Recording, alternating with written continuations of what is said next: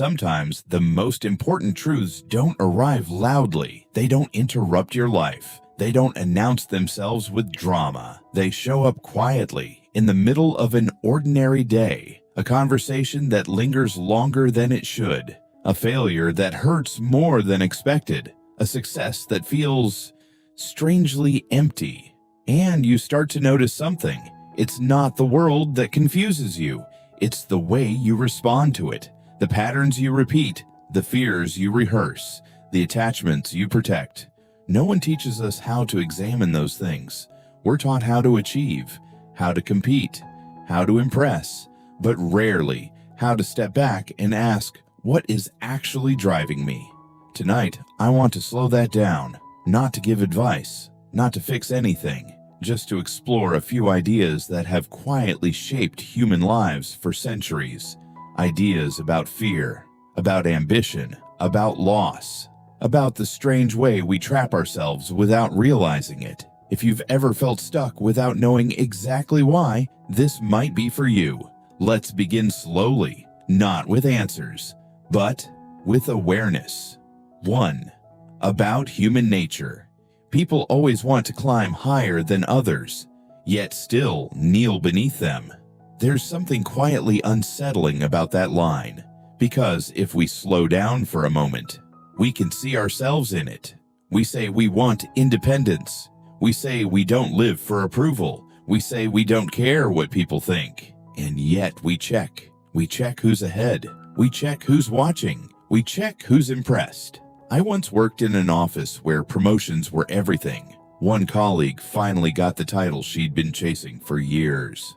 I expected relief in her voice when she told me. Instead, she asked, "Do you know what salary Jason got?" It wasn't joy she was looking for. It was comparison. And comparison has a strange gravity. The more we try to rise above others, the more our worth depends on them. If your peace depends on being ahead, you are not free. Marcus Aurelius wrote in his private journal, not for applause, not for history, that we suffer more from our judgments than from events themselves. Even an emperor had to remind himself not to be ruled by the crowd. Status is seductive. Recognition feels like oxygen.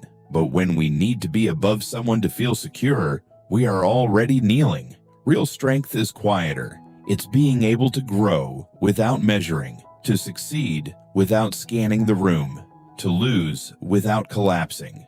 You can climb mountains and still be emotionally dependent. True elevation isn't about being higher. It's about being grounded. And grounded people don't kneel for approval. They stand calmly in who they are. 2. About desire. Do not become a puppet led by selfish desires. Desire isn't the enemy, but unconscious desire is. There's a difference between wanting something and being pulled by it. I've noticed something about modern life. Everything is designed to pull us. Notifications, trends, money, validation, urgency. It's not dramatic. It's subtle. You open your phone to check one message. 20 minutes disappear. You start chasing one goal. Suddenly you're chasing 5. And at some point, you forget why you started. I once spoke to a friend who left a stable career to start a business. At first, it was about freedom. Over time, it became about revenue, then about recognition, then about outpacing competitors. When I asked him if he still felt free, he paused. "I don't know," he said. That's how it happens. We don't become puppets overnight. We drift into it. Desire can be creative. It can build families, art, companies, movements. But when desire becomes identity, we lose agency. The Stoics often asked a simple question: is this within my control? Desire rarely is. We can influence outcomes, but we cannot control them. And when we attach our peace to outcomes, we hand over our strings. The most dangerous desires are the ones that feel justified. I just want security. I just want respect. I just want to win. But when just becomes obsession, we shrink. I found something surprising in my own life. The moments I felt most powerful were not when I got what I wanted, but when I realized I didn't need it. That's not passivity, that's clarity. You can want things, just don't let them want you back. 3. About death. Death is not what should frighten us. What should frighten us is never truly living. Most people avoid talking about death. We treat it like a shadow we can outrun.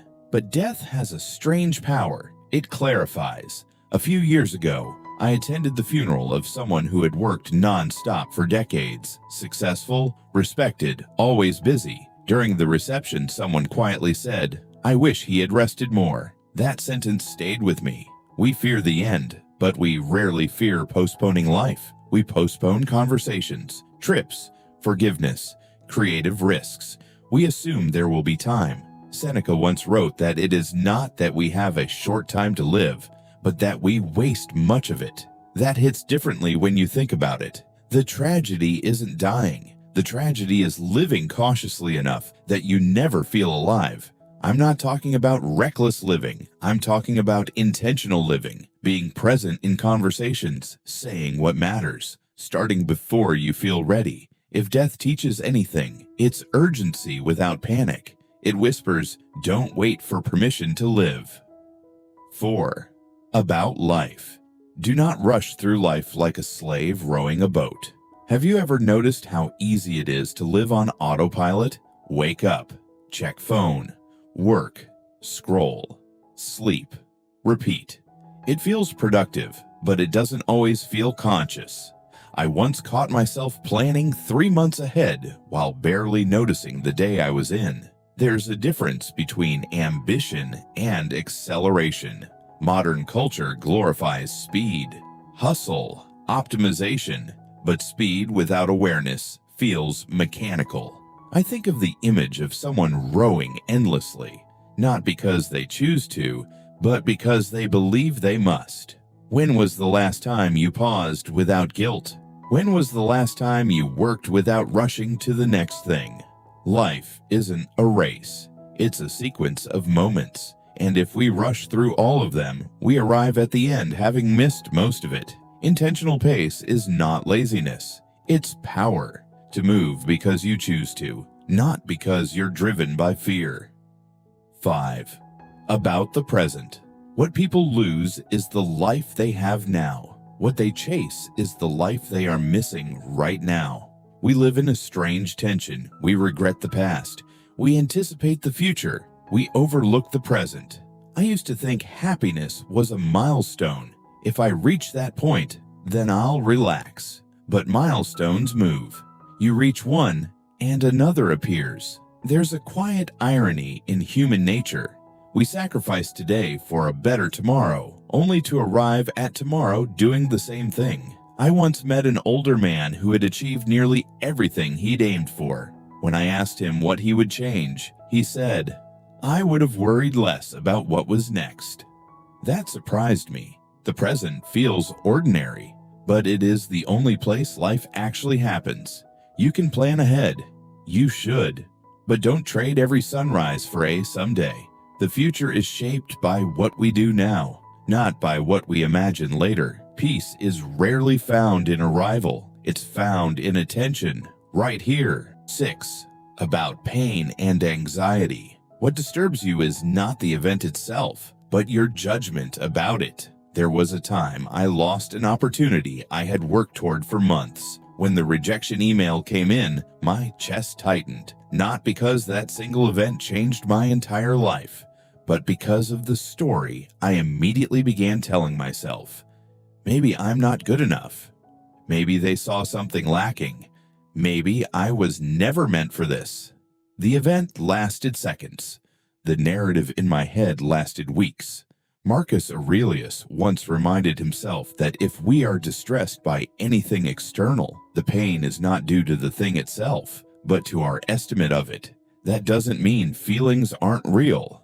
They are. But sometimes we're reacting to a mental interpretation, not the raw fact. I started experimenting with something simple, separating the event from the meaning I attached to it.